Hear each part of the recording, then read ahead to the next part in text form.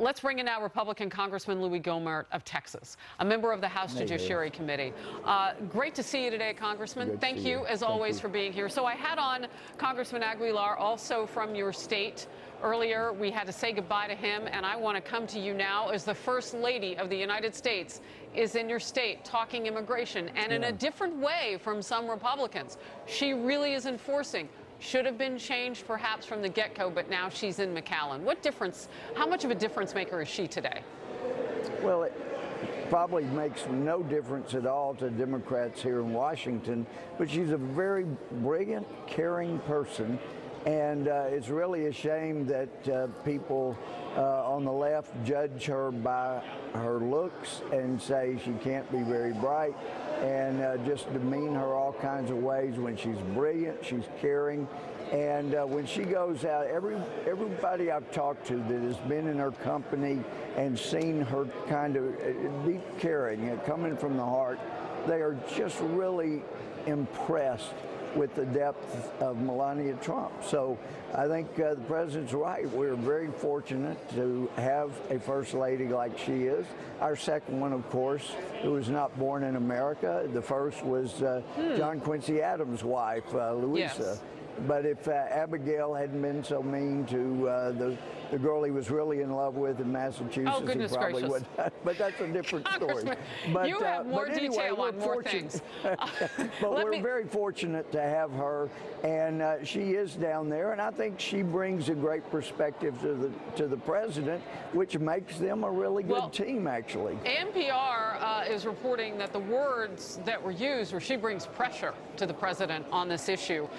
She asked some interesting questions, and as a journalist, I have to say, I'm wondering how much of this is being asked on Capitol Hill. So she says, what stage are these children in and when they arrive? Speaking of the trauma they've been to, the average maximum time there at facilities, we were told 42, 45 days. Because of the First Lady's questions. And then she said, how many times per week do children get to speak with their families? Excuse me. Also an important point, she's asking kind of from that perspective. What are your thoughts on what's happening at these facilities, and have you visited? Oh, yeah, I've visited them many times, but I guess it was during the Obama administration I spent so much time down on the border visiting the facilities, and actually we were told that the instructions were from the top back in those days, you know, to minimize what members of Congress were allowed to see, but I had enough friends down there. I was able to see most everything I cared to see. And I saw during the Obama years, there were children that were separated from parents. But I also, having been there all night many times, I've seen groups come. And while the Border Patrolman would be dealing with one end of the group, you would have people trying to decide which one is going to say the child is with them, passing information between themselves, and then in some occasions, you know, them saying, no, nobody is. And then they'd say they were unaccompanied. And I know the way you dig into things, you're aware, I think it's like 10,000 of the 12,000 being detained now are actually came unaccompanied. Boy, if you could get a hold of those parents, those are the numbers that we have. Child, yes. Oh my gosh, it's just nuts that a parent would allow a child to be subjected to that kind of potential for drug trafficking, sex trafficking, and you actually are paying the drug cartels who normally use gang members as coyotes to bring them into this country.